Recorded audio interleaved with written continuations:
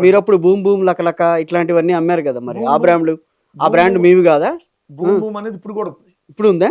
Boom boom అనేది international brand. ఓహో. అది బేరా కంపెనీకి సంబంధించినటువంటి ఏదైతే బీరు, బేరా వైట్, బేరా బ్లాంజు, Bera boom boom, Bera strong, ఇవన్నీ చంద్రబాబు నాయుడు గారి ప్రభుత్వం ఉన్నప్పుడే పర్మిషన్ ఇచ్చి తెచ్చారు. అవి మా ప్రభుత్వంలో కూడా కంటిన్యూ అయింది. ఇప్పుడు కూడా అదే బేరా 2016 నుంచే నడుస్తుంది. ఇది 2018 తెచ్చారు. ఓకే. 2018 తెచ్చారు. ఇది కాకుండా president medal, governor reserve, 999 legend whisky. సరే, ఆ బ్రాండ్ మనకి ఎందుకు లేండి కానీ అసలు అంటే మా మీద దుష్ప్రచారం చేశారు కదా కిషోర్ గారు. ఇదేంది ప్రెసిడెంట్ మెడలా, ఇదేంది గవర్నర్ రిజర్వా, ఈ బూమ్ బూమ్ దాగితే చచ్చిపోతారన్నారు కదా. ఇప్పుడు తెలంగాణలో షాప్ లోకి వెళ్తే అదే బూమ్ బూమ్ దొరికింది. అన్ని రాష్ట్రాల్లో ఉంటది. అది ఇంటర్నేషనల్ బ్రాండ్, ఏది బేరా కంపెనీది. కానీ మా మీద దుష్ప్రచారం చేశారు. కానీ ఇప్పుడు నేను చెప్తున్నటువంటి Sumo, short, Bengaluru malted, Kerala malted, ఈ ఏ రాష్ట్రంలో ఉండవు. కాబట్టి మరి ఈ రాష్ట్రంలో చూపించమనండి 99 రూపాయల మద్యానికి సంబంధించి. సో ఇది ఒకటి మద్యానికి సంబంధించి వీళ్ళు తెచ్చిన చీప్ బ్రాండ్లు. Governors reserve, boom boom, governor reserve, special status, president medal.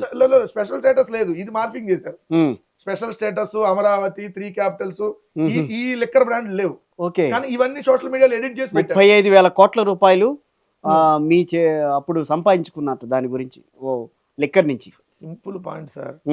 ఈ తెలుగుదేశం కూటమి ప్రభుత్వంలో ఎవరికన్నా మగతనం ఏడిస్తే, నా భాషలో చెబుతున్నా, మగతనం ఏడిస్తే 2014 నుంచి 2019 దాకా మీ హయాంలో జరిగిన మద్యం అమ్మకాలు, ఏదైతే మద్యానికి సంబంధించినటువంటి పాలసీ మీద 2019 నుంచి 24 దాకా మా ప్రభుత్వంలో జరిగిన మద్యం అమ్మకాలు, మద్యం పాలసీ మీద ఎంటైర్ సిబిఐ ఎంక్వైరీకి ఇద్దామా?